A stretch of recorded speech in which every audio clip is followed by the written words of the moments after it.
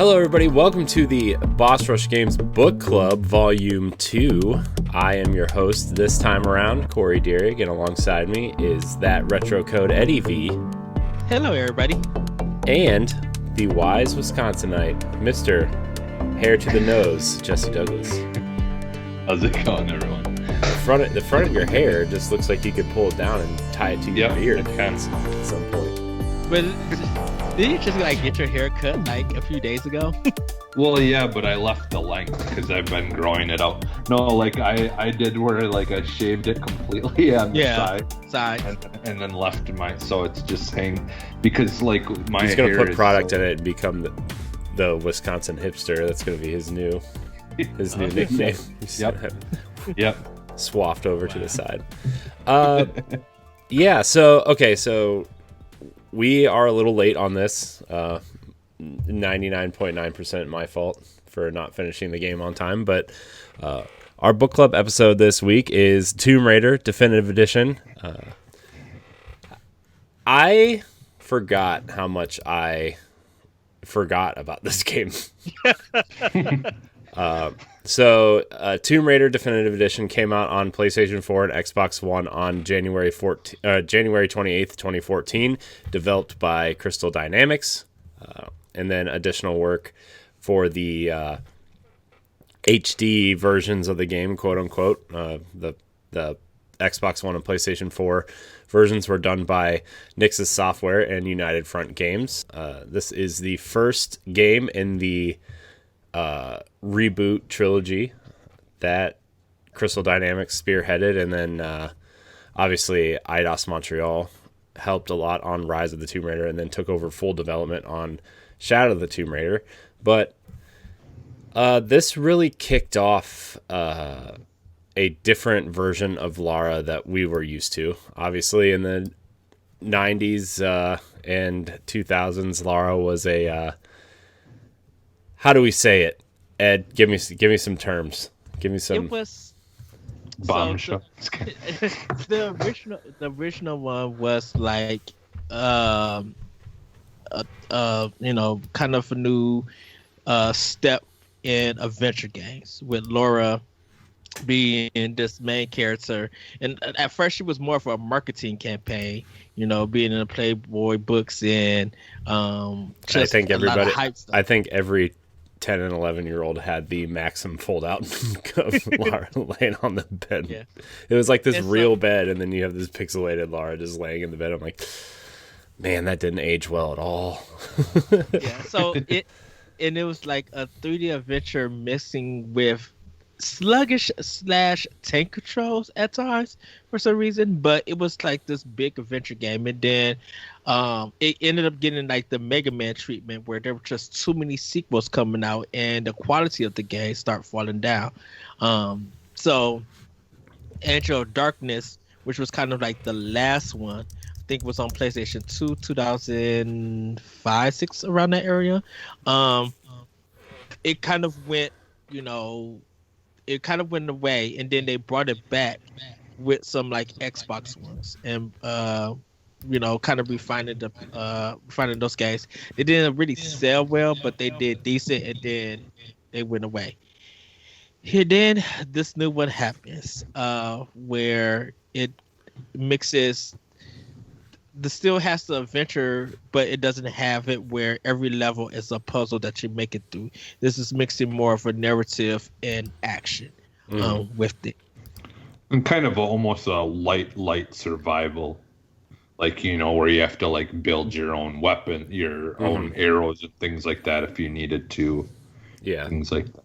Definitely a lot of crafting in the later games. It really made itself more prevalent in the later two games, but yeah, definitely exploring that with the what do they call it, the scrap that you pick up and the salvage is what they called it. Okay, man, yeah. Wow, I was looking for that word. I knew scrap wasn't right, but I knew it started with an S.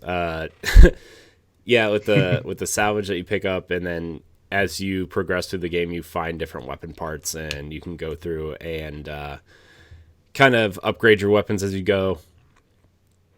and it kind of turned people, what people remember of either those early Tomb Raider games or the first set of reboot games that Crystal Dynamics did with Tomb Raider Legend and Underworld, and then obviously they remade the first game in Anniversary, which by all means were pretty good games, but we had played so many adventure games since then that it was kind of like, okay, these aren't really heading in a direction that we really care to.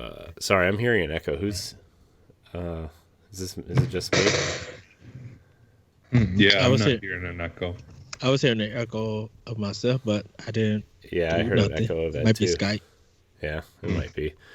So, sorry everybody. Anyway, but when they did the trilogy reboot, not this trilogy, but the last trilogy, we had already started to see games like Uncharted come out, and a couple other third-person action games that were just doing it way better. So they kind of took some time to reboot the series, and this is what we got. We got Tomb Raider, and then Tomb Raider Definitive Edition after that. This is a wonderful game. It's a great foundation for what became Rise and Shadow of the Tomb Raider, which are both really just they're both some of my favorite games of the generation. Where we kind of see the beginnings of Lara, not as a badass action hero, but more of just, she's on this excursion with this team to do some sort of archaeological dig, find, whatever, and they get trapped in a storm, and they're shipwrecks, and they get shipwrecked on an island, and she has to learn how to survive. And in the opening moments of the game, you kind of go through and you find out that there's this group of people who inhabit the island that are doing some really weird things, and you see her kind of grow as a survivor from there, right? She has to learn how to survive on this island, and I thought that was a really different and cool approach to the game. The dual-wielding pistols aren't your main weapon. Your main weapon is a bow and arrow, which is super cool. Yeah. Which at the time it was weird because at E3, so many games were doing the bow and arrow kind of thing. Like Crisis 2 was, I think Crisis 2 or Crisis 3 was doing it. Crisis and they were 3 just talking about had a bow for had sure. A bow and arrow. Yeah, and then there was just other games, and everybody was just like, "Why is the bow and arrow like coming back as the main?" I just think a lot. So there are so many shooters and so many, there are so many guns in games that it's cool to see something so primitive become more of a focus. Mm-hmm. I mean, there are guns in this game, right? The shotgun and the assault rifle, and then spoilers for the end of the game. If you haven't. First of all, if you're listening to this and haven't played this game, we're going to spoil the crap out of this game. So, yes, if you haven't played it, play it and then come back and listen to this. But the dual-wielding pistols is a big moment at the end of the game, kind of like a flashback type, like a callback to the old games and whatever. But it never really becomes a main focus of this entire trilogy, the dual-wielding pistols, which I think is cool. Like, you don't need them. Yeah. The bow is so cool. Yeah. Pay attention to this, Santa Monica, with God of War when you come with your next game. Why? Because they brought the Blades of Chaos when they really didn't need it. I liked it. God of War. I think they made the game better, personally. What they need to do is be the first game to bring the slingshot as the main weapon. Spoilers: there's also a bow and arrow in God of War. You don't use it, but there's one in there. So yeah. So the game opens up. Lara's kind of sitting in her bunk or whatever, and there's a storm, and the opening cutscene, which is very, very, it's very pretty looking. Like it's just a really cool cutscene. It looks really good. Yeah. Where you kind of just see her. You see the boat kind of sinking, and you see her kind of get trapped, and then untrapped, and then trapped again, and it's just a really cool scene. And then you kind of open up on the beach and kind of make your way up through these ruins. How do you guys think the game opened up? Do you think it opened up well? How did you like the beginning of the game? I think the opening was a really good. introduction to what this game was going to be with the set pieces. You know, you were going to be doing some quick time event stuff. You were going to be hitting some buttons. You're going to slow down time, and it kind of made you feel very interacting with the story with Laura with it. They did some things where they did some of the Manhunt 2 things where you about to see this violence, but we're going to make it blurry so we could get past the Raiders board that we get through. But it was a pretty good setup on how they did it. And it really felt like if you were into like horror games or a horror theme filled game, this kind of set the tone to that with this intro. So I think they did a fantastic job setting it up. Nice. What about you, Jesse? What did you kind of like? How did you kind of feel about the beginning of this game and how it kind of differs from a lot of games of this sort? You know. Yeah, I mean, I think you know, one thing that the Tomb Raider games have always been good at is, you know, like giving you like a really cool and interesting world to kind of, you know, be playing the game in. Like even in those earlier ones, you know, as you know, old and outdated now as they would be, but at the time, like that, you know, they were amazing. Which I didn't know this either, kind of a little tangent, but did you guys know that the Underworld and Anniversary both were still on PS2 as well? Mm-hmm. Yeah. I didn't know that. Yeah. Oh. Yeah, I always thought Anniversary was a 360 game only. No, they were still doing PS2 games. Yeah, it was on 360 and PS3 was out. It was also It was also on Wii. Anniversary was also on Wii. Yeah.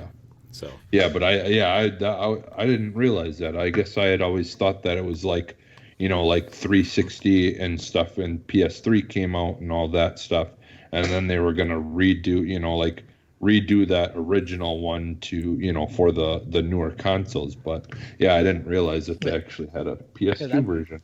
Because I think I got Anniversary on Xbox, the original one. Yeah, I got Legend on. I played Legend on GameCube, so that tells you. Yeah, and like I said, if you still got that copy, keep it, because that one is hard to find. Well, yeah, it wasn't. I don't know. I remember.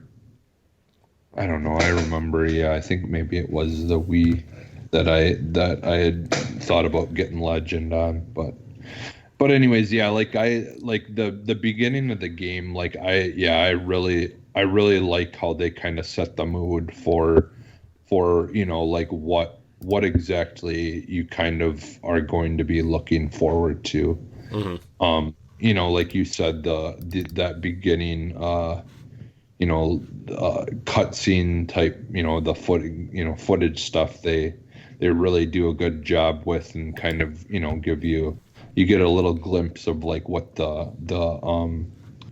areas that you're going to be playing the game in kind of look like, and, you know, like the setting and stuff like that as well a little bit. But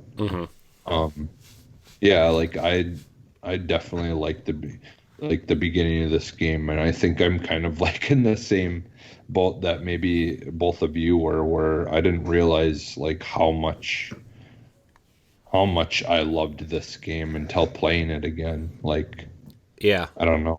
Yeah, I'd almost go on a limb to say that I think it might still be my favorite. In a weird way, to me, it literally gave me Metroid Prime vibes for it. Because it was just like, this is an adventure game with some backtracking, but something that's just like, the more I progress through this and I find new abilities, the more I want to go back and explore and be like really find more of the tombs and use stuff in there that I could use. Like, I think I was like so into it because the puzzles in this game is phenomenal. Like going to the tombs was phenomenal, and they did such a good job. Like the action set pieces, it plays great, you know, and it always felt that every time they wanted to leave that island, the island said nope.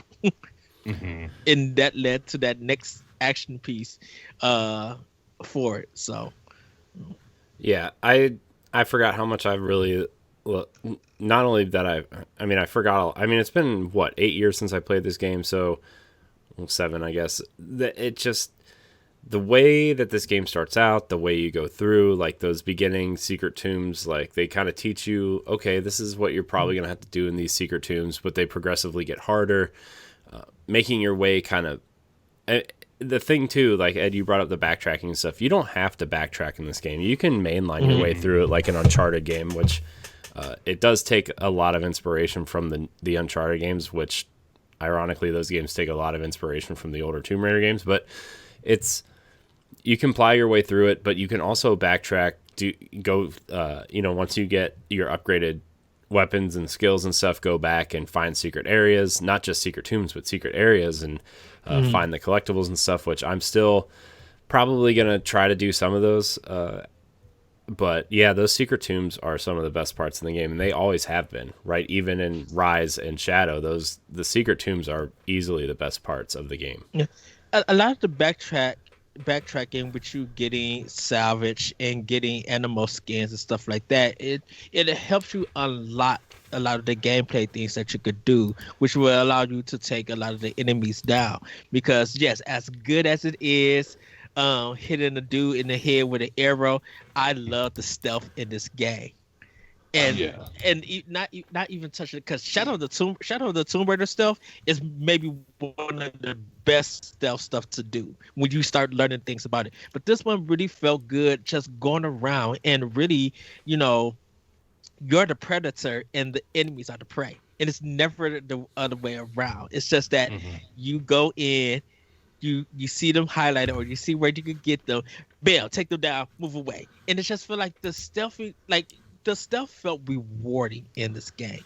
And so you are on this adventure, and they all got this artillery against you, but if you're smart on how to know where the players are going to be at on getting your skill levels for different guns and the bow and arrow up, you really could take these enemy downs quickly.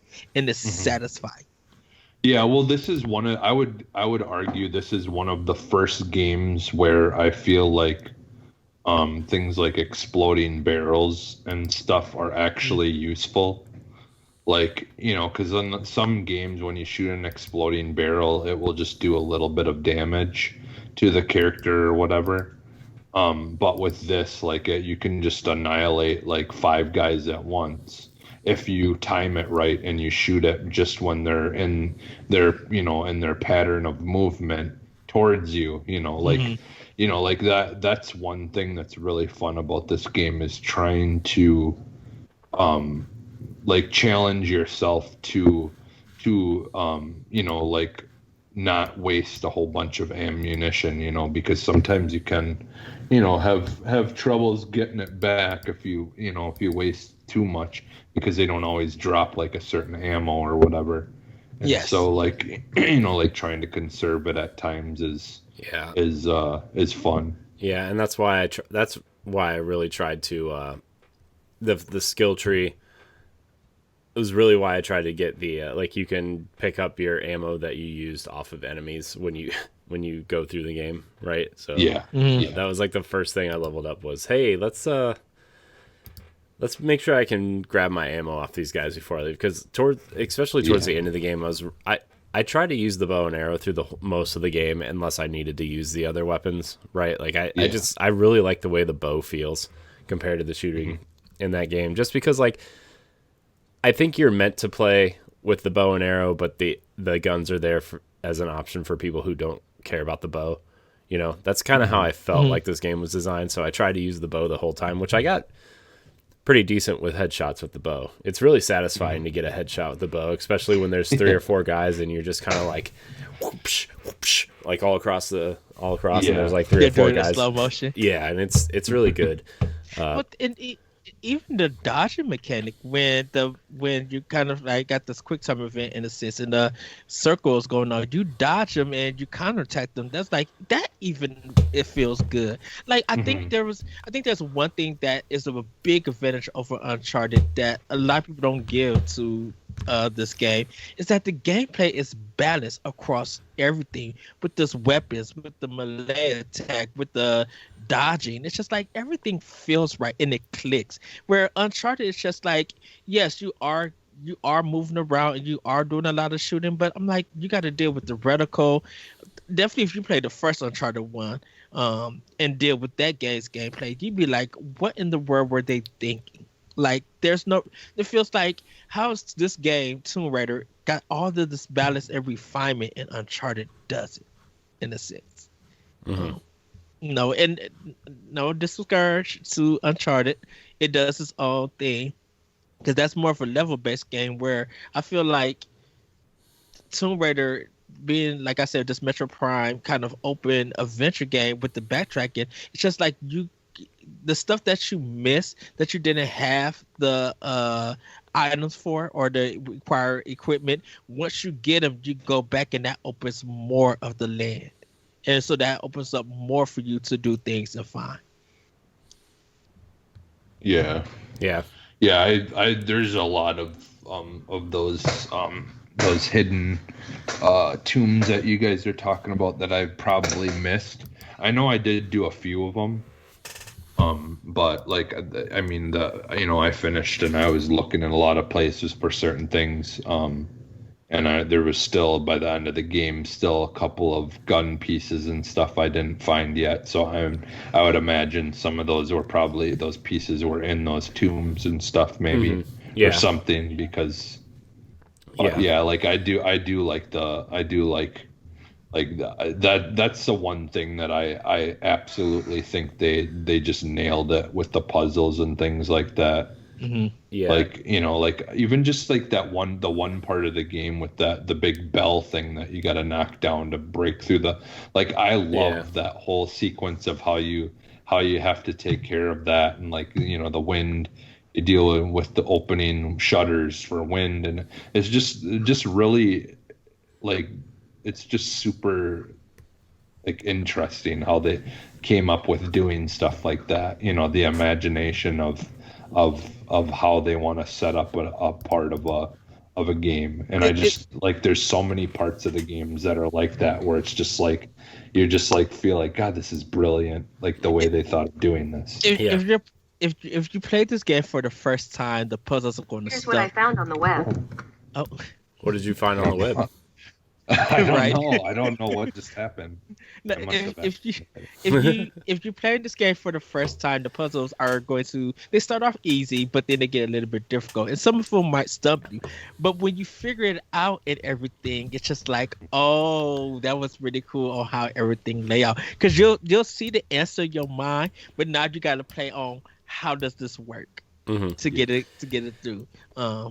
Some of them are very precise. You have to be exactly like the ones where there's the one where you had to weight down like a platform thing. There's something you had to weight it down, and you've got to be precise on that jump because you've only got a certain amount of time or something like that. So because I think it's like you get something down on, because it's a seesaw kind of thing on it, and you got to try to run to jump on this yellow bracket so you can jump on and click it and then go up to receive your treasure.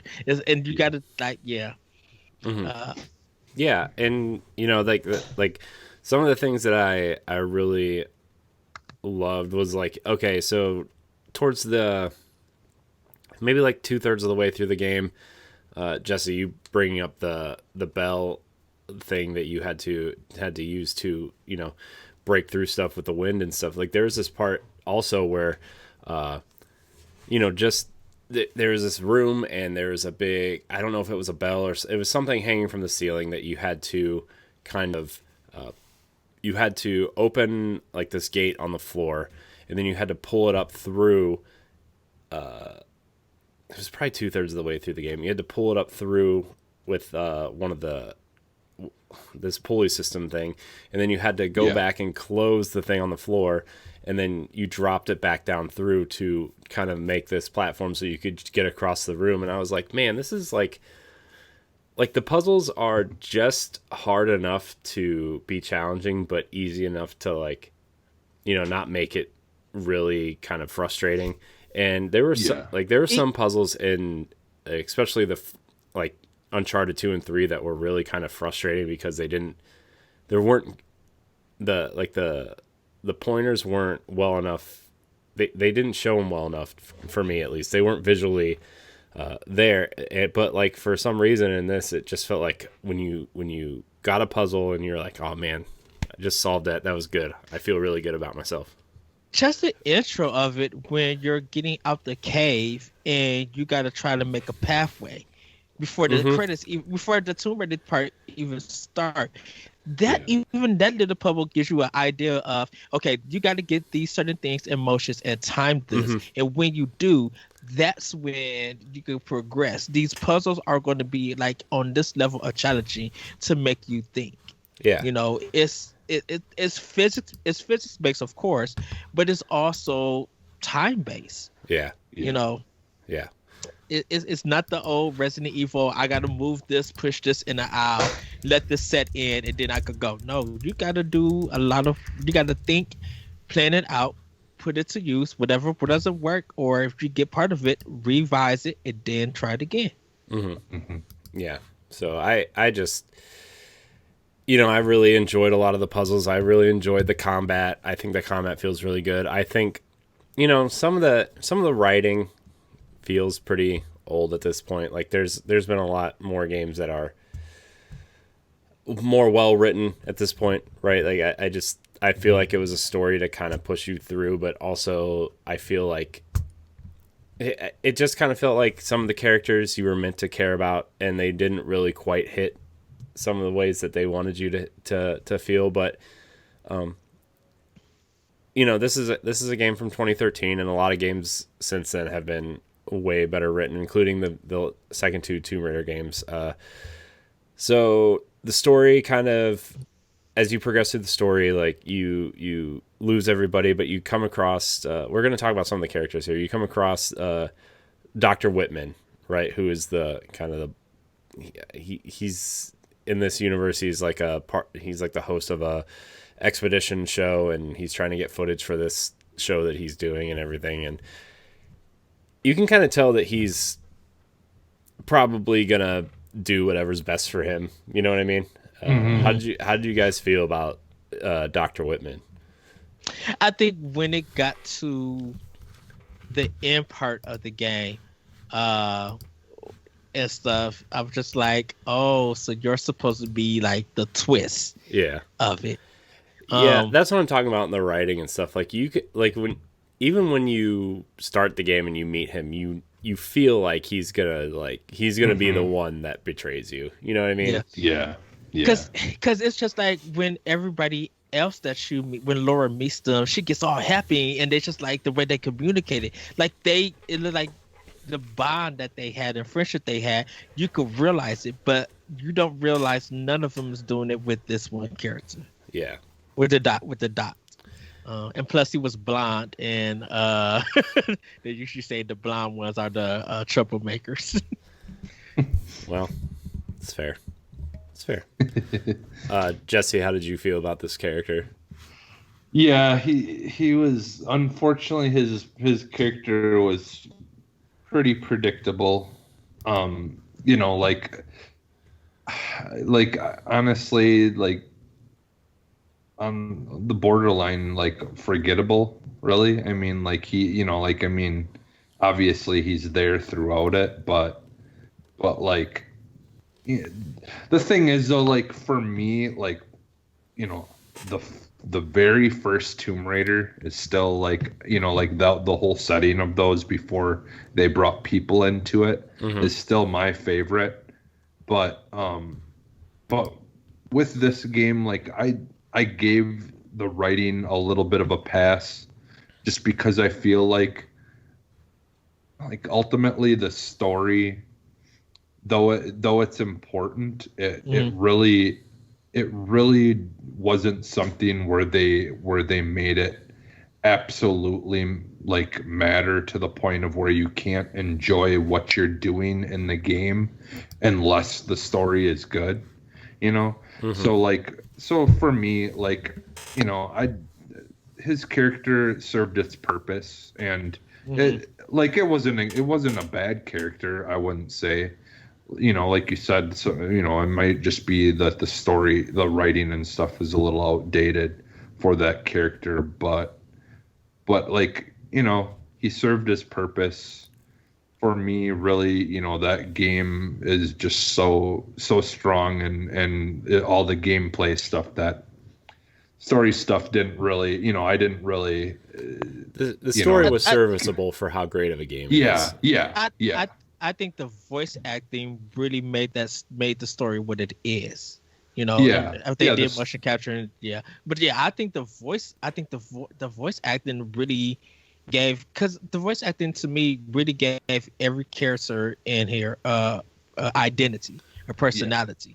And if this was a game that was just like badly scripted and we had to read everything and stuff, I don't think it would have been like, oh, why am I even doing this stuff? Like, this story is laughable. But this one kind of felt like, if I paid my $5.50 in the morning to go see a 12 o'clock show, this would be entertaining enough for me to stay focused on. Mm-hmm. It's a fun ride.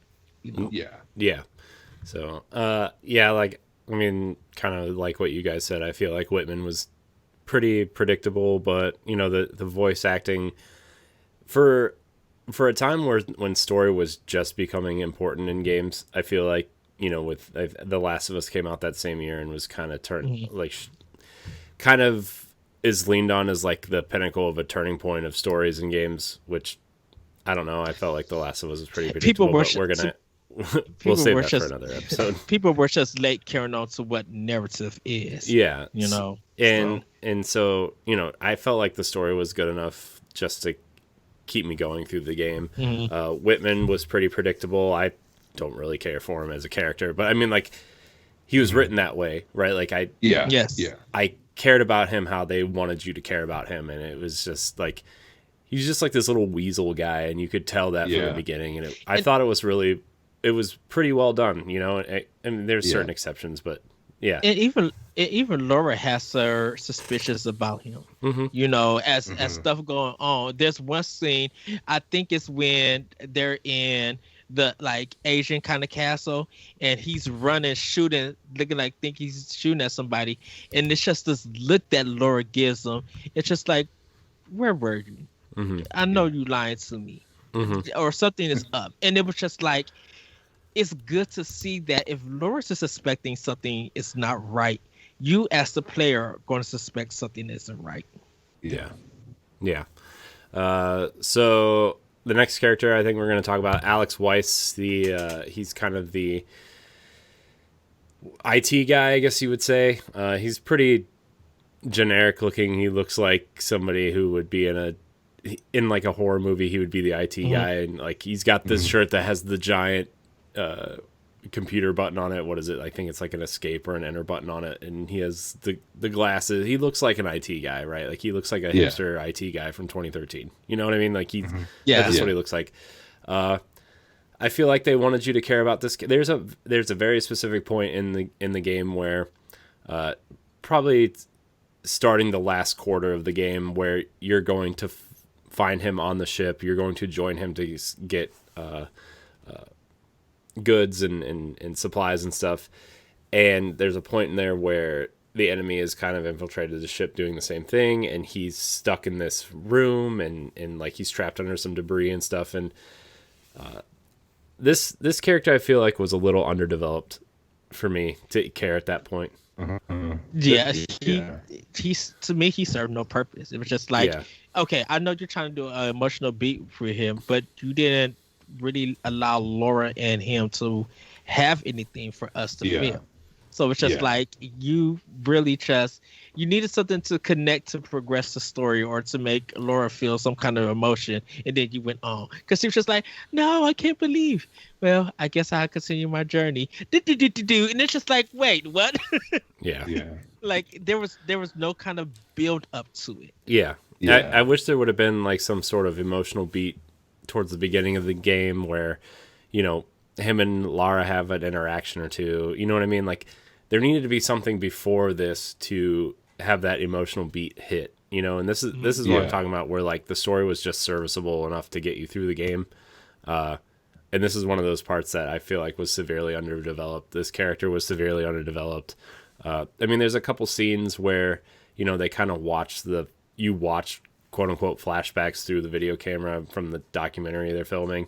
And he's in it, but he cracks some really bad jokes and stuff. Like, I don't know if that's where you're supposed to care about this character or not, but like, he's not a character. Like you said, Ed, he didn't serve really any purpose. And I feel like if they would have put, and I know Sam plays a bigger part in this story, but if they would have put Sam in that position or Roth in that position instead, like, it would have had a bigger emotional impact. If he was more of a comic relief character, then yeah. But he was just character design for progression. Yeah, like I think what they could have did is, like, you know, instead of it being like he went off by himself there, and then you kind of go there to get him, like if they would have made it where it was more of an interaction that happened beforehand, before it got to that point where you and him went to go do something, and you, like, there was a point where you guys had to split off, and that's where the gameplay takes place. Is you split off, he's got to do something, you're doing something, you know, like still giving us a little bit more interaction with the two characters. And then it gets to that point of where you have to go, then, you know, you were supposed to back up with him at a certain point, but he wasn't there, and then now you've got to go try to find him, you know, then, you know, and like make it like where you're keeping in contact over like the comms or something like that, you know, like where there's some interaction there, you know, other than just it being kind of the beginning and that's it, you know. I think if they would have did something like that, that even would have probably made it even a little bit better, you know, but yeah, there really is nothing barely with him, you know, other than the beginning and stuff. So yeah, because I forgot about that character until you guys mentioned him, but now I remember that whole part. But yeah, you know, because that's it what was I'm such saying. a small part. That's what I'm saying. Yeah. So like it is kind of a bummer, like, you know, like when because you go through the time to make the character and all that stuff, and then to not really have much use of them is kind of a bummer. But so the next character we're going to kind of talk about is Conrad Roth, who is kind of Lara's mentor and kind of father figure after Lara's father died. Roth was Richard Croft's partner in treasure hunting and you know, these archaeological finds and stuff. So was he the silver daddy, like the short hair one? Kind of like he was the older gentleman that helped Lara. Like when you find him, he is kind of being attacked by wolves and his leg is injured. And Lara has to wrap up his leg and everything to, you know, kind of help him and everything. So yeah, he's been that's rough. All I can say is that he was hot as ever. And him sacrificing himself, I was just like, I can't believe it. I just can't believe it. When I first met him, I'm like, oh yeah, he's a hot daddy for me. So I'm gonna leave it at that. Continue. Wow. So yeah, he's kind of he was probably the most fleshed out character other than Lara in this game. I feel like he, you know, you saw that he was like the what do you call it? The captain. Wow, I cannot find words today. Captain of the Endurance, which was the ship they were on. He was kind of brought on by what's his face? By Whitman to kind of bring Roth's team to kind of accompany him on this dig and kind of make this grand adventure to find Yamatai. More of a adventure instead of, you know, just a show, you know what I mean? Like he was the expert that Whitman wanted to be, I guess I would say, and he really did a lot in this game to kind of make you feel for him. And I feel like his sacrifice was earned, unlike unlike Alex's. So yeah. What do you guys think of this character overall? I liked him. I really he was well balanced. He really helped Laura out with doing the intercom and stuff. And do you really get that father-daughter relationship between those two? Mm-hmm. And it was just like if you play the later games, you kind of start learning more things about her real father. But it was just like he knew what needed to be done, and although he didn't really want Laura to go out there or anything, he still supported her doing it, so they could get off the island and stuff. I think they have probably like the best relationship in kind of in this whole series. In all three games, I think they have the best relationship that really hits. Yeah, and really be like, this is that father-daughter relationship that works. Yeah, they really have that relationship, that connection. They care about each other. You can see that they care about each other. It was a really well done relationship in this game. And like when he sacrifices himself, when the helicopter goes down and Lara's kind of incapacitated for a minute, and the bad guys are kind of coming, and you see him kind of have the pistols, and you think like maybe you're going to get the double pistols there. But he kind of takes some guys out, and Lara kind of wakes up to help him, but she's still injured and incapacitated a little bit. And the way he goes out was pretty, I guess, badass, I would say. Like, he's still shooting with this giant axe in his back. Yeah. Yeah, because that's the guy that you so you get separated and then you meet back up with him right before he dies, right? Is that the part? Am I thinking of the right? Because like where he tells her to go and he's like sitting on the ground with an axe in his back, and then he's shooting. He's the second one that you meet, because you drag him into a little camp thing, and it's raining. Yeah. Okay, that's what I'm thinking of. Yeah. It's because that's where he dies, is at that little camp thing, doesn't he? Like later, then, like something else happens, and then that happens, and then you leave from there. Mm-hmm. Yeah. Right. Yeah. Okay. Yeah, because it's been a little bit now. I'm trying to remember. Yeah, I mean some of this stuff, probably would have been more fresh in our minds if we did this when we were supposed to, and again, that's my fault, so sorry everybody. But yeah, I think Roth is really the most fleshed out character here besides Lara, and which is kind of surprising, because some of these other characters that you think would be in the future games are just not. They're like really at all, except for Jonah, which I guess we could talk about here. Which Jonah's the only character that kind of moves forward in the series with Lara, and he's really a non-factor in this entire game, except for a couple like wise, Samoan one-liners, like, you know what I mean, like some wisdom one-liners that you're like, okay, well, he read that on a fortune cookie or something somewhere. You know what I mean, like which is like one of the biggest contrasts between him and Laura in Shadow of the Tomb Raider.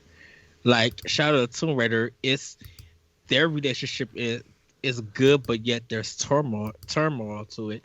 When you play Rise of the Tomb Raider, they still have a good relationship. And then this one is just like, why would you choose him over everybody else? Because I would thought the black lady would be in the following games too. And she's not there. See, like out of this whole game, I would have thought Sam would have been the one to move forward with Lara, because of their relationship, which we'll get to her next. But Jonah I feel like, especially in Rise and Shadow of the Tomb Raider, they really want you to care about Jonah. Like, they really want you to feel for Jonah. And like, he's really the character that I just never really cared about. Like he feels like a character that really serves no purpose at all, really, in these games. And not to say that he's a bad character or anything. I like his vibe. I like, the voice actor. I don't really know who plays him, but he delivers a fantastic he has a great voice. He has a great kind of demeanor about him, but he's just like, if you were to tell me out of this whole cast of characters, the person that moved forward, the only character to move forward with Lara was Jonah, I would have laughed at you. They don't. It's another thing that there's no build up, there's no connection, and that really doesn't start to you get into Rise, and then when you literally play Shadow of the Tomb Raider, you see why they have the relationship that they have for it, and it's kind of one of the themes of part of Shadow of the Tomb Raider. I don't want to say what it is, but it's kind of one of the themes that not only is it happening to the world, but it's also happening and affecting their relationship. So to see them not really have one in this one was kind of like, oh, okay, why is he the only one that's returning in the other games? Like, they didn't build nothing. Yeah, I think like part of it might be, story writing wise, that they maybe don't want to make the mistake of making this character this male character who is too, like, taking away too much of what Laura can do. Like, like, part of me wonders if maybe they just kind of were hesitant to make the like have it where they get put in a situation where there's any kind of dependency, because like they really want you to feel like like, yes, these characters are there with her, but this is a journey that she feels like she's got to almost do on her own, in a way, like I think maybe it's part of that maybe just kind of they had to hold back on certain things in this game. They just wanted to have it more focused on her, and then that's why we see, like, in the next few where they build some character with other people as well a little bit more, but still, like, they're holding back because they don't want to make that character seem like someone that she's got to depend on in order to make it through what she's there doing. Like, I have a feeling like maybe it could be something like that, where they just they want to have a strong female character who doesn't have to depend on a man to be able to make it through this journey, kind of thing, because we've seen that plenty in movies and things like that. So just making it feel really like she really is. She may have other people she knows there, but she's got to rely on herself to do these things. Which I think during the adventure she does. It's just weird that with Jonah is that when you get to the second and third games, and sorry for bringing that up, it's that brother and sister relationship. But it's just like that's not built in this game. And it's very, the tone of it is very weird. It's just like, oh, they had a relationship. We didn't know that. We didn't, because we didn't see none of that in the first game. And like, it's funny because their relationship is actually built upon in the comic that takes place in between the games. But like, that's the thing. That's the thing about storytelling too. Is like, I hate when you have to go through other media to see why these characters are together, or to see, why certain things about this character or this place are important, or this relic or whatever. You know what I mean? Like, Star Wars does this a lot too, and it's like I don't have time to be engulfed in this multimedia empire thing that you have going on, especially something as, not to take anything away from Tomb Raider, but like, they're games first and foremost. So I want to see these characters become friends or become allies, and why they have that dynamic in the game. I don't want to have to read like this huge series of comic books to see, oh, Jonah tried to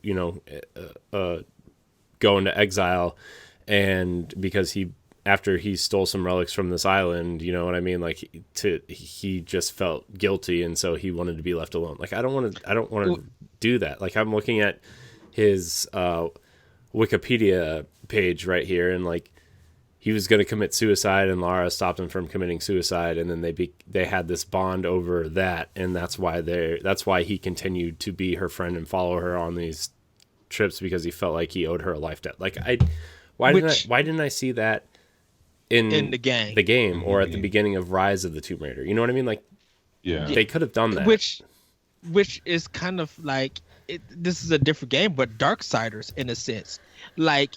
The game is designed to be almost like a comic Zelda game, but then you got all of this other stuff that's supposed to be taking place before the first game, and it has all these comics that lead up to it, and even to the second one, and you don't know anything about it if you don't keep up with media. So if like IGN or any comic store or whatever is not reporting that, hey, we got some other works into it to flesh out this franchise, you guys really should check it out, or just do a graphic novel, just do a full book.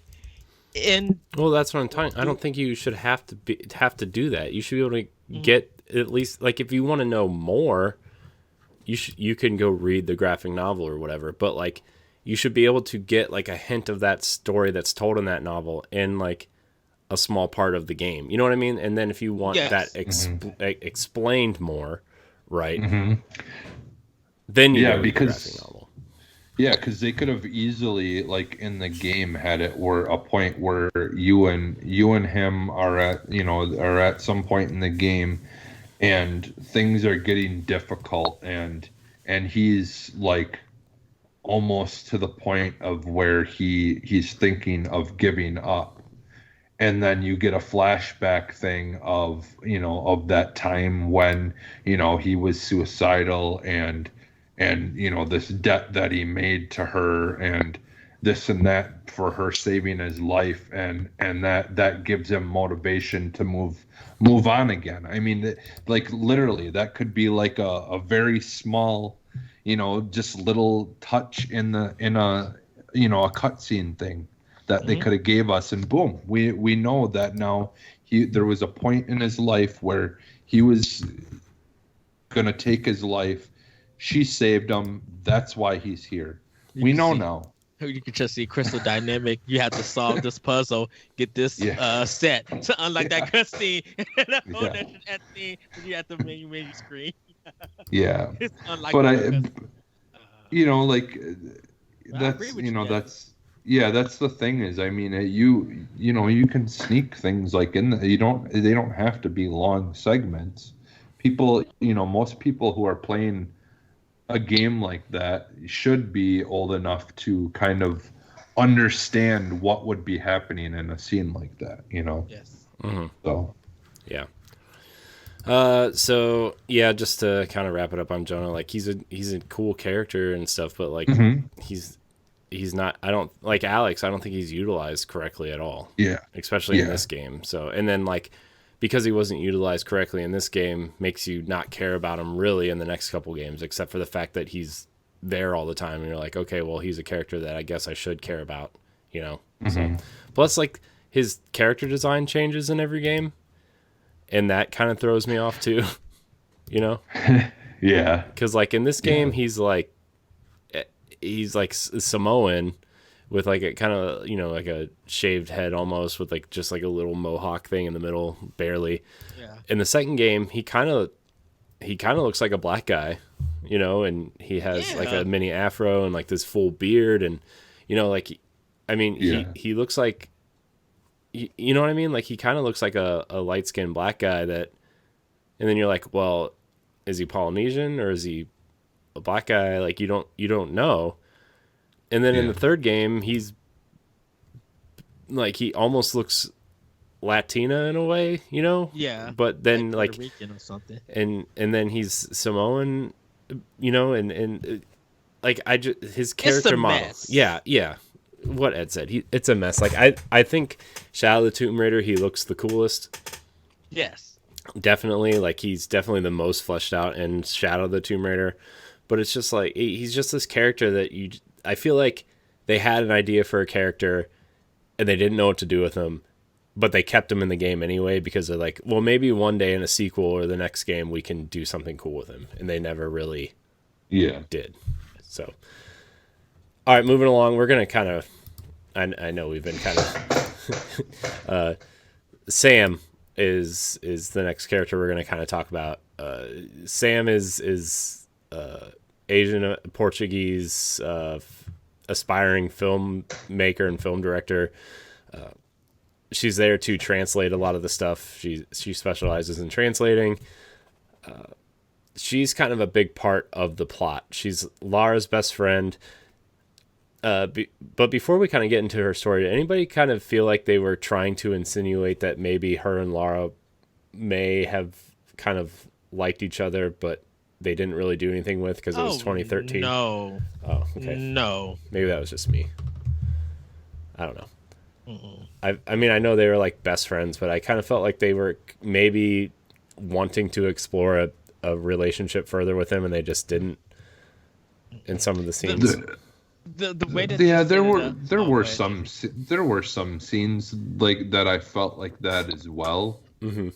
But ultimately I don't. They did it in a way where you couldn't really tell for sure. Yeah, if that's what they were insinuating. Yeah, that's what I was getting at. It was like it just felt like that's what it felt like, and then obviously they were just really best friends, and they were bunkmates, and the whole plot kind of centers around Sam being kidnapped by Matthias, who is the kind of the main villain of the game, because they kind of believe that she is going to be the next capsule for the sun goddess. She was used as Himiko. a vessel. Yeah, vessel. Thank you. Yeah, of Himiko, the sun goddess of the island, which is ultimately the reason why all these storms are happening and everything. So, what do you guys think of Sam? Really? She was just a vessel, and that was it. Like, she was used for the purpose of the plot, and then she was just forgettable. Like what? Yeah. Like they kidnapped you.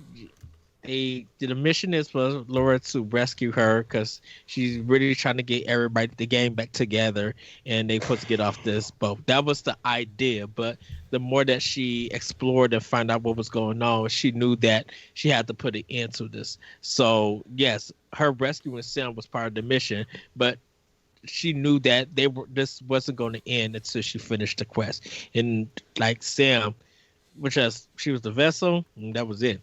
Like what else do you want? I think if there was any kind of relationship or lesbian relationship, it would have been the black girl, because she the one that felt like she was the lesbian of the group, in a sense. The way the voice acting and the way that she, I guess, her movements and stuff, she would have been like somewhat the love interest, but I don't think Laura had any kind of love interest for anybody. Yeah, I kind of felt like you, Ed, where I feel like Sam was really underutilized, and it's the same. It's almost the same thing as Alex, where like you just didn't care about her enough for when the big kind of climax happens. You're just kind of like, oh, okay, this is just kind of the end of the game, and she's there. You know what I mean? Like it just didn't feel as much of a like, it didn't hit as hard. Like again, there should have been a couple moments at the beginning of the game where there maybe to an extent where there's no combat or anything. Maybe there should have been a part before the ship wrecked where you're kind of exploring the ship, getting to know these characters. You know what I mean? And maybe partway through the game you kind of interact with these characters again at the camp, which you can a little bit, but it's more of like here's one kind of one-off sentence that they say that kind of gives a little bit of their personality, but nothing that you're really going to care about. So yeah, I feel like she was really underutilized too in the story. Like she's just a plot point. Yeah, I think honestly what they should have did is, since they, the old games used to have where you could go to the mansion, to Lara Croft's mansion, and like that was your chance to kind of, like explore something outside of what the actual game was. Like what they could have easily did is like made it, made a beginning part of the game where, instead of going to the mansion, you're kind of interacting with those characters before all this goes down to learn some more about what's going on, and then have the whole cutscene that's kind of lead, or we'll do stuff in the story that's leading up to them leaving, and then do the whole cutscene like that kind of shows how you end up in in the area that you play most of the game in. Yeah. But just give us like a even like an hour or less of gameplay of where we're kind of just learning about the characters that are coming with you. Yeah. And like interacting with them. Yeah.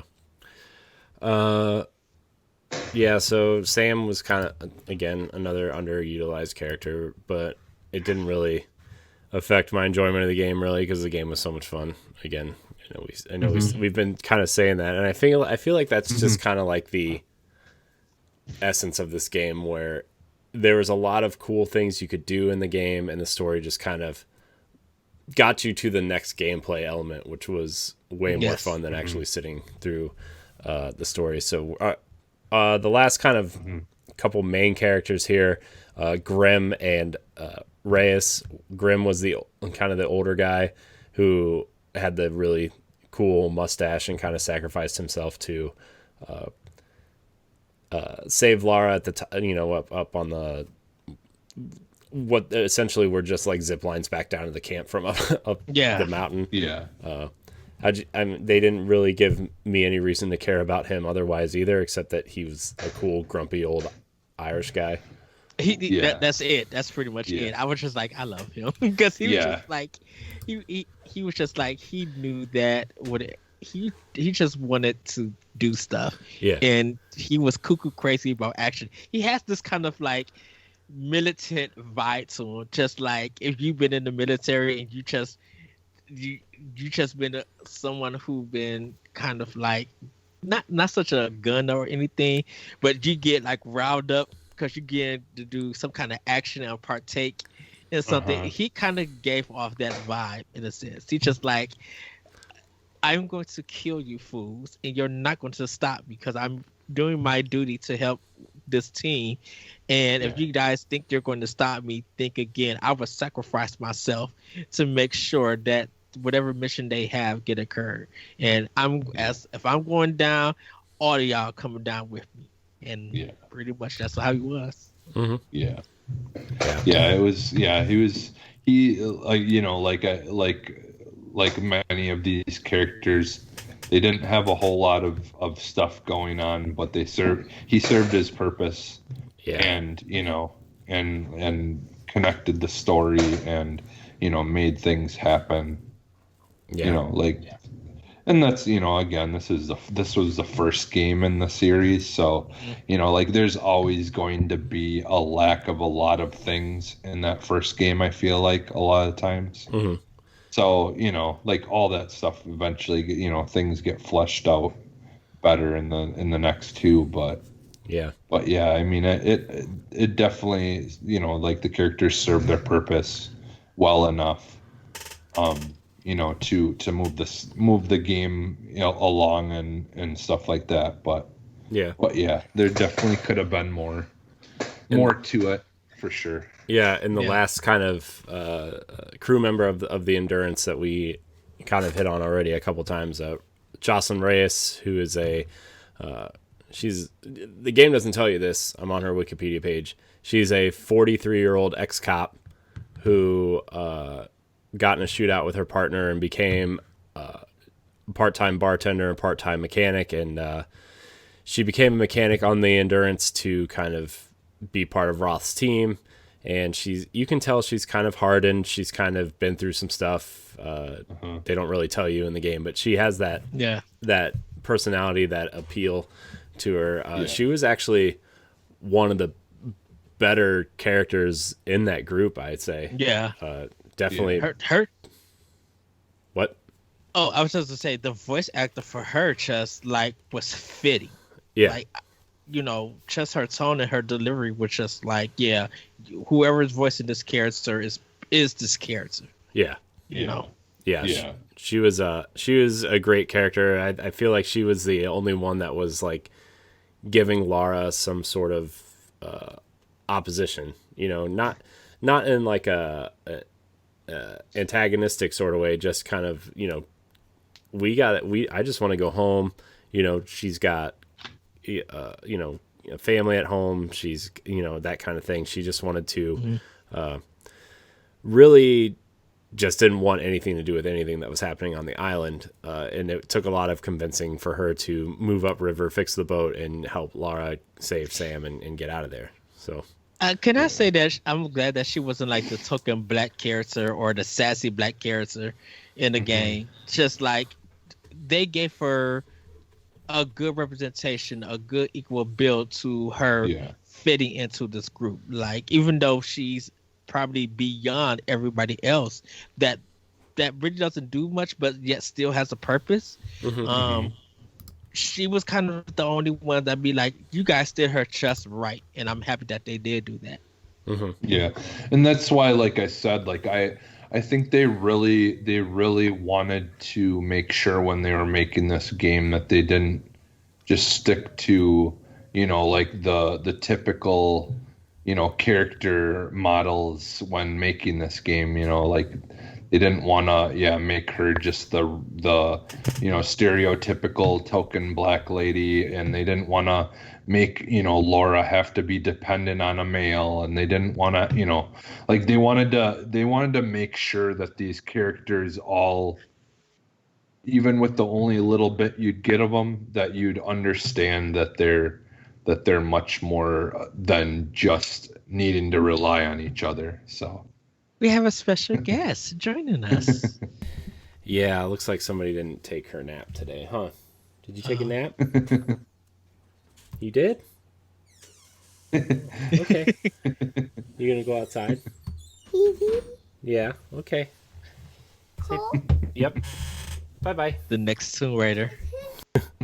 Yeah, so... maybe Craft. Yeah, so Reyes was a great character. Hi. Yeah, thank you. The last character we're going to talk about is Father Matthias, who is the kind of the the main antagonist of the game. He kind of ran the cult of the sun god, who kind of worshipped Queen Hamiko, and was crazy. Like, he came off as kind of crazy, but also like once you make your way through the story and make your way through the island, like, you realize that what he's saying is true for the most part. Yeah. And every time I see him, I'm like, okay, this is just Resident Evil 4 now. He literally reminded me of Resident Evil 4's antagonist. And I'm just like, what the world is going on? But yeah, I don't think he was such an evil person or anything. I just connect them to Resident Evil 4, and that was it. It's just like, I await your death, and that's it. Yeah, I always, I don't know what it is about games where the main protagonist or whatever antagonist is like some weird like cultist type character like that. I don't know. I always find those kind of characters somewhat interesting. Like, that's why I liked what's it? I'm blanking on it right now, but the fifth one where but anyways, but yeah, like those kind of characters I've always liked. So yeah, it was a fun enough main bad guy, I felt like, in this game. Like, it was he definitely played that crazy character kind of. But then you realize it's like, more realistic. It was I felt like pretty well done. Yeah. I felt like he was kind of scary enough to to be, maybe you should be concerned about him, but then like I thought it was really cool, especially at the end where you use the dual pistols to take him out, which I thought was just kind of like this really cool ending to the game where he kind of falls off the mountain. It was, that whole thing was just, he was a neat character. I know we're kind of running a little bit long here, but we're gonna move in. What were some of your favorite moments of the game, just to kind of wrap up some of the story beats, some of the events, some of the maybe some gameplay elements that you thought were really interesting?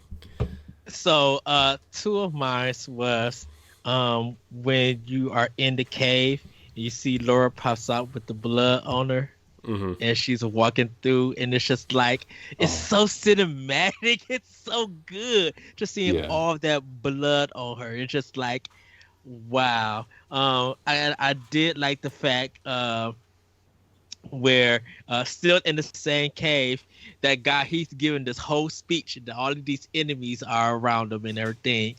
And as you can see, if you can see like the gas that's coming up, and if you have a fire arrow and you shoot the thing with the gas, you blow everybody up. It's so good. It was just like satisfaction. Like, I don't know, enemy death in this game was just satisfaction to me. I mean, even your own death. Yeah, even like when so you die, gruesome. like when you were like when you would slide down like the waterfalls or whatever, and you like they made you like kind of weave in and out. If you didn't dodge and you just saw like the pipe, just kind of like go through your neck, and you just see her kind of like struggle for like a second and like kind of wig out, and you're like, oh my gosh, what is happening? This is gross. Or like when you would do the quick time events and the rocks would smash you, you just see like for like a split second see her head get smashed in and then just disappear. You're like, oh yeah, ouch. Which I have to ask, how many enemies were on this, like in this organization? I know there are like hundreds of people inhabiting this island. Like, where do they all come from, and why do they all look the same? Exactly. I mean, there were villages and stuff that you go through, but I mean, I feel like there's way more people than what would have been able to fit in those villages, but I don't know. Yeah. It was one of the things, a few of mine we talked about earlier with like the puzzle stuff, like I liked a lot of that. But like one thing I'll say that I liked that it was not so much was in the game, but a lack of is like, like in the earlier games, it was a lot about like moving past a whole bunch of things that would be sticking up, under from the ground, and you'd have to like, keep on, moving forward and, not getting stuck by it. It was more of like the Indiana Jones style kind of traps, like things like that. Like I like that they kind of were light on that kind of stuff. And we're more about like, you having to figure out a way of how to traverse from one point to the other versus just a whole bunch of like, just booby trap style obstacles, like they still did have some of those things in the game, which I think were necessary. But I like that they didn't just rely on that kind of stuff to set up obstacles for you. Like I do like like you were saying, and then there's like the one part where you're walking underneath the floorboards through the water, and they're up there talking, and then there's like a trap door there where you can grab the one guy and you pull him underneath and kill him underneath there. Like I liked those kind of things, like you said too, where it's felt very cinematic, where it's all about the, you hearing the sounds of people walking around above you and them talking, and and like trying to sneak your way through to kind of stealthily take those characters out and stuff. Yeah, like that kind of stuff I really did like a lot. So yeah. Man, I really liked the fights, with like the big samurai guy. I thought that was a really cool fight. Like I really liked that whole last sequence where you're kind of making your way through the palace or whatever. I thought just making your way to the top and taking out guys and fighting the big samurai towards the end, and I just felt like that whole sequence was cool, like controlling the wind to break stuff. Jesse, like you said earlier in the show, I thought that was really cool, and I just thought a lot of the sequence, like the whole sequence where you have to kind of climb to the top of the radio tower to get the signal out, was I hated that one. That one bugged out on me. Like it wouldn't let me find out. I had to reset my system like 2 times to get that section to work. Oh, really? I really liked it. I liked how. I mean, it was way more impressive in 2013, but like just the way they kind of panned around to make you see how kind of large this island was, and just how, you know, at the time how detailed it was, and how okay, these systems can really do something interesting, and then the plane came through, and the whole plane sequence when it was crashing and you kind of had to awesome. Like run from it and everything was a really cool sequence. And then the kind of making your way through that shanty town and kind of escaping with Roth before your helicopter flew away. You know what I mean? Like that whole sequence was cool too. Like I just thought there was some really cool, unique set pieces in this game, and it was because at that point with third person kind of action games, I still really think of games like Gears of War and even Resident Evil 5 to an extent, where you're kind of walking through this area and they were very distinct areas that were, okay, there's not going to be very much combat here. Maybe do some puzzles, and then you would get into this big arena where you definitely see waist-high barricades that you're clearly going to have to hide behind, or strategically positioned walls that were just kind of convenient to hide behind when you're shooting guys. I felt like there wasn't really a lot of that in this game. You can't, like there were guys just kind of patrolling the island. At least they made it feel really kind of natural that way. Well, it was very weird because this whole island, it was always raining. It was always wet, and no one got sick. Like, like as much water as Laura. This is what Ed's concerned about. Everybody, nobody got sick on this island. No, because the thing was about it's not real because no one got sick. It was just like, why is it so much water in this game and she's not sick? And yes, if everybody gonna talk about the Pokemon review from IGN where they said it was too much water, I get the joke. The storms. It's the storms that are keeping them there. But there was times that it was just like she was jumping in water, or she was jumping out of water, or it was raining, and it was just like, Laura, kill somebody who has a coat on and put one on. Like, she was in a tank top throughout most of this adventure, and it's just like there was no way that you are going through this 10-hour adventure and you don't got no kind of clothing to like put on from all of this water. I mean, you could change your outfits. You just go into gear and you change your outfits. But everybody. A lot of guys out there are probably wishing you could take more off, and you're like, put more clothes on. No, because even when it gets close to the end of the game, it's just like all of these weather effects should be affecting your body. And of course, you're a character model, and it's very video gamey. There should be some kind of realization that why is the enemy dressed up, ready to handle this battle, but our main character is not throughout this event. See, I kind of thought that throughout the game, like Lara's character model changes slightly throughout the entire game. Like there's like her clothes rip more. She gets dirtier. She, you know, you can see the scrapes and cuts on her. Like I felt like they did a pretty decent job of actually doing that in this game. So I don't know. I that's just what I felt like. I feel like they actually did a pretty decent job. And if you're stranded on an island, Ed, she's not going to have like a suitcase of clothes ready to go. Well, not even. I can understand that, but your enemies got on close to protect them. So after you just bust one in the head that you just killed, like. So you want her to steal their parkas? Is that what you're saying? Yes, you still. How the heck are you stealing equipment from them and your arrow back, but you're not going to steal a coat? That's all I'm saying. I guess that's a little fair.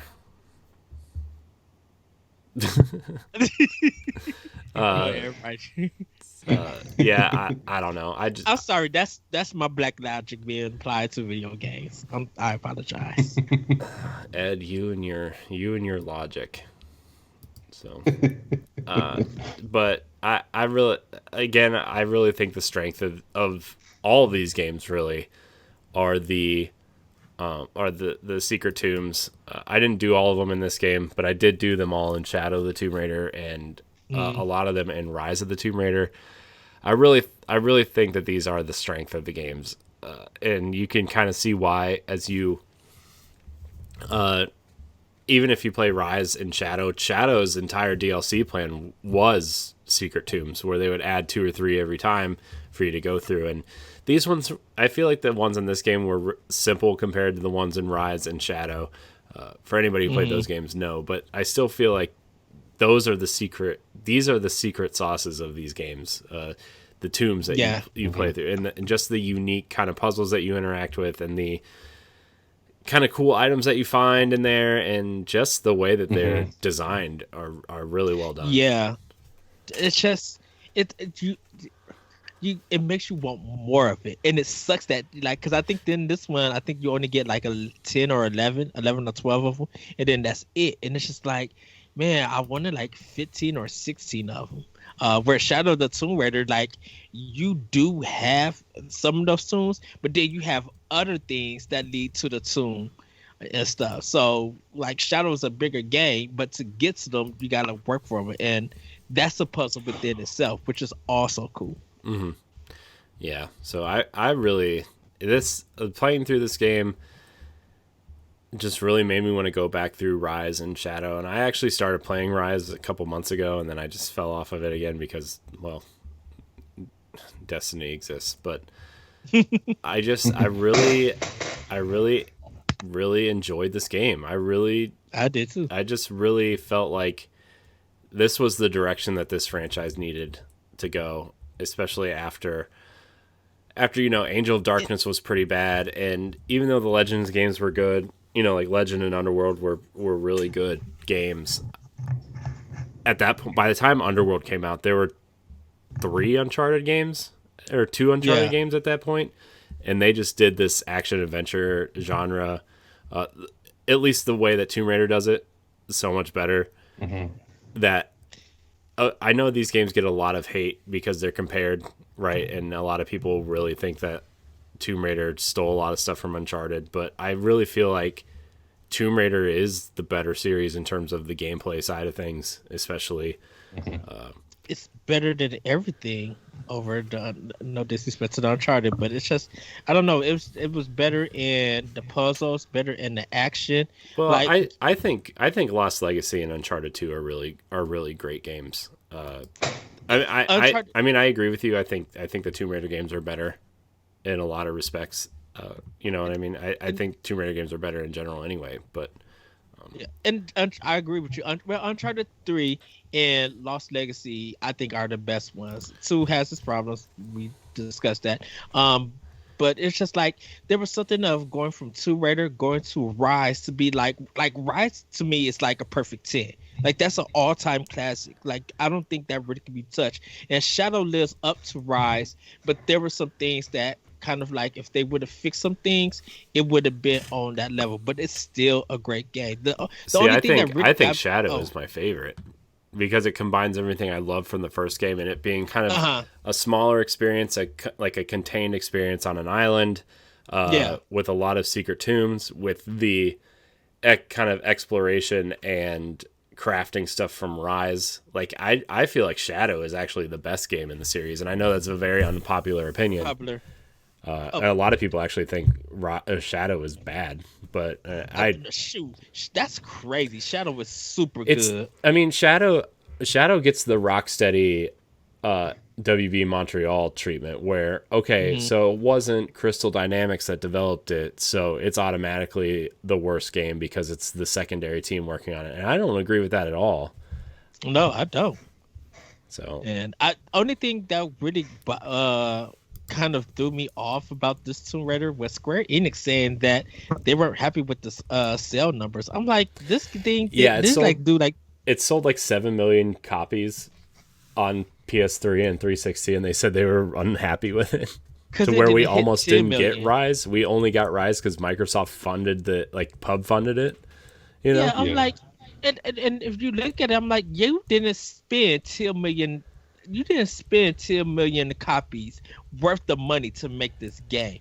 There is possibly no way for that to happen. Yeah.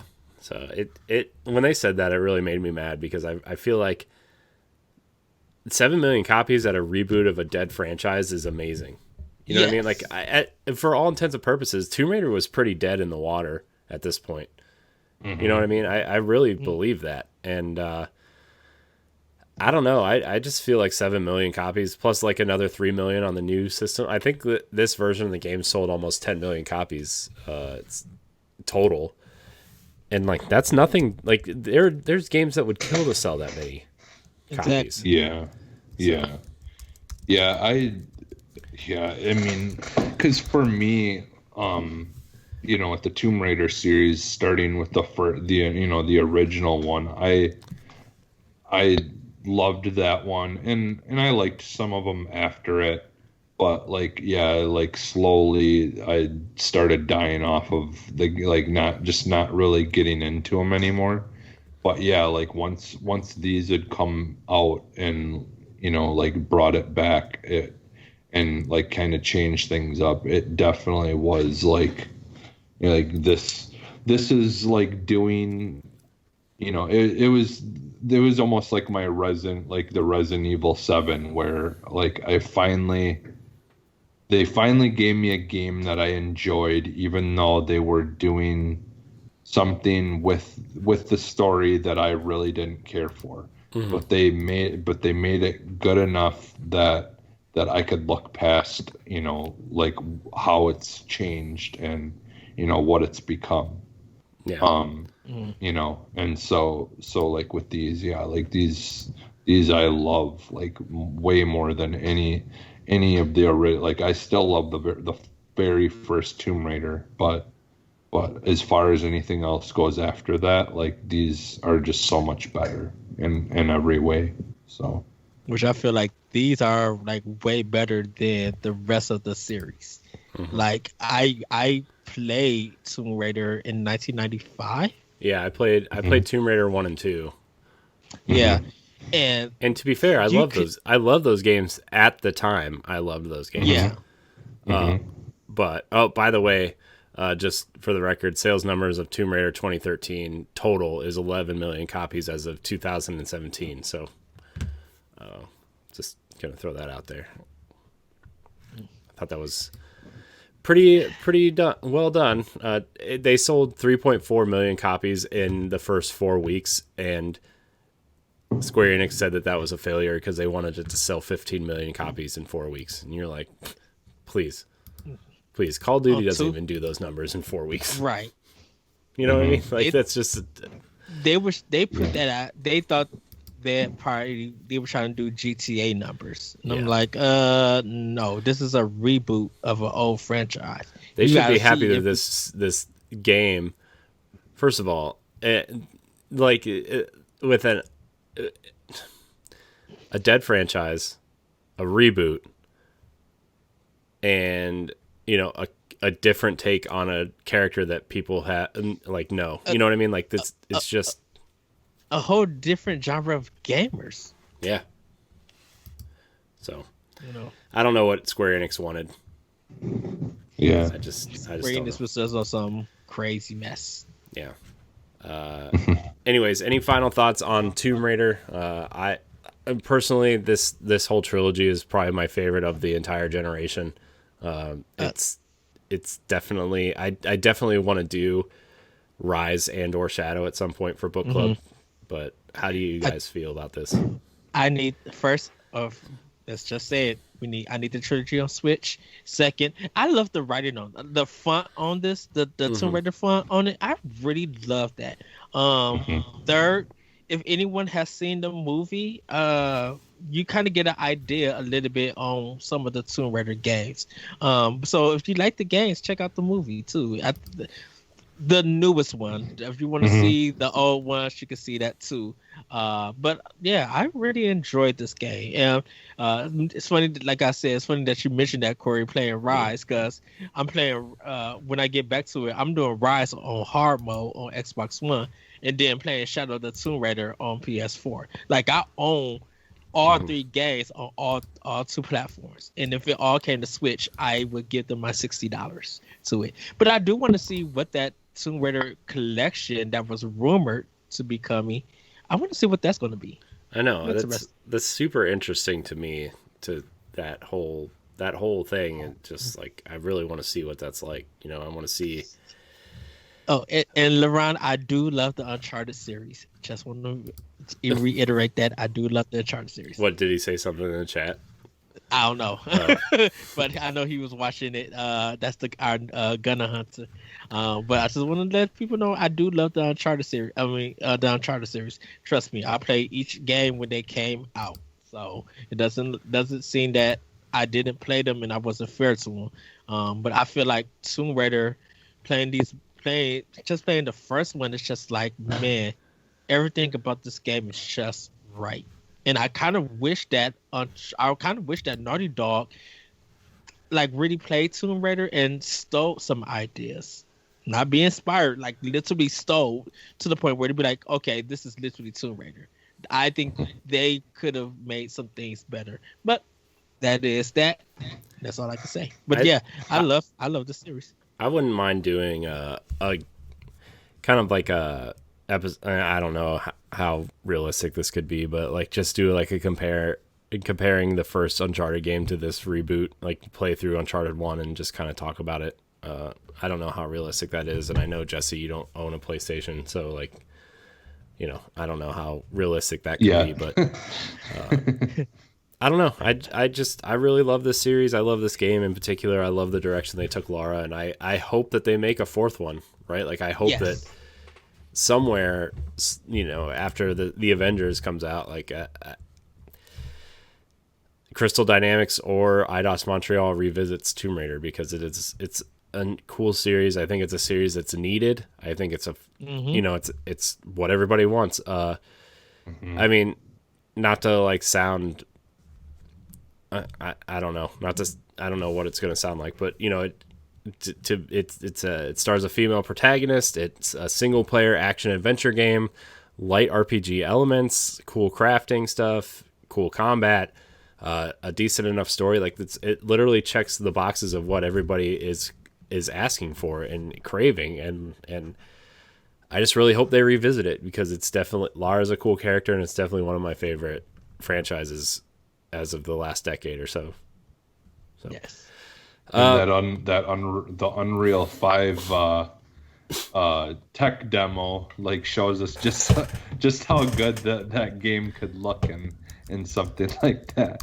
Yeah, for real. Like, because if I took anything from the Unreal tech demo, was that they could make a really cool looking Tomb Raider game. I think most people thought that too. Yeah. Yeah, because dude, Shadow of the Tomb Raider looks crazy good. Yeah, it does. I mean, if you're playing on an Xbox One X and you have enhanced visual mode on, boy, that's a great looking video game, let me tell you. So, okay, so before we get out of here, Ed, do you want to tell everybody what our next book club game is and when we're doing that? Yes, so our next book club game is Rime, that we're playing for the month of August. You guys can find it on Xbox One, PlayStation 4, PC, and on Switch. Our next discussion is going to be Okami. That will be coming later on in the month. This is the game from Capcom. back in early 2002, I think, around. The ones that we play is Okami HD. So if you haven't finished it, you do have time to play this game. It's available on Xbox One, PS4, and Switch for it. So, but we do hope you guys play Rhyme with us. We want to see what you guys think about it. So you can email us at bossrushgamespro.com, or you could come to our Facebook page at Boss Rush Games and leave us a tweet about.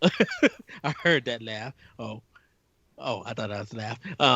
No, I have like a bunch of, I don't know. So I have a lot of stuff going into my face, and it just is like I'm sniffling, I'm coughing, I'm sneezing. It's just.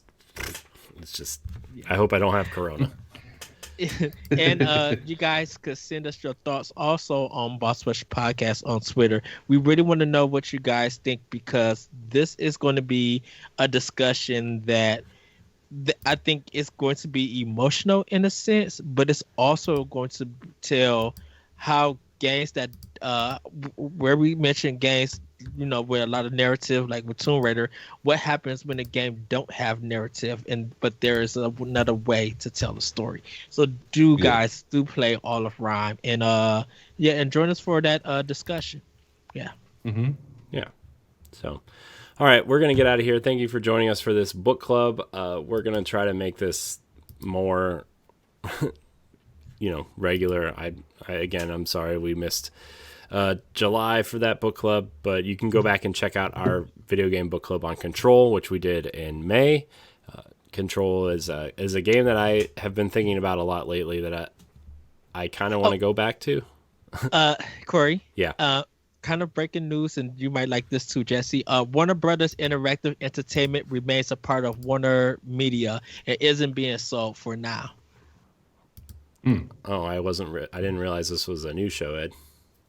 Oh no, because Aaron, just saying. But it's still part of Boss Rush Games. So anyways, Ed, where can we find you?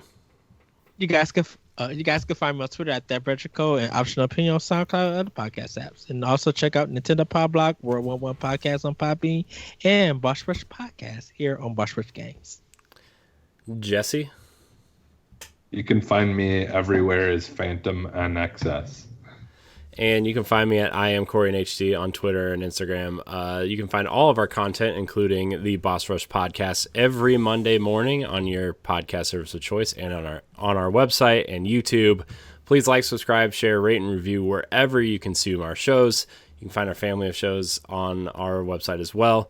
Book Club, once a month. We pick a game. If you have a game you want us to play or check out, email us. Let us know. Tweet at us. We want to get the community involved. That's kind of the idea of the book club idea. So what? And one more, everybody. Next Saturday, we made some Edith Finch.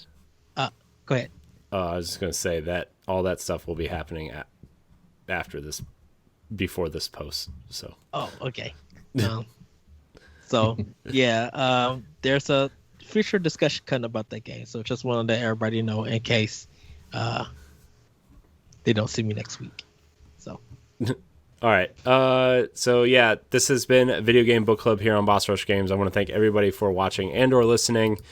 Check out these games that we were playing for Book Club. They're really cool. They're really fun. Hopefully the next game you'll play along with us is Okami, like Ed said, and Rhyme, followed by Mass Effect.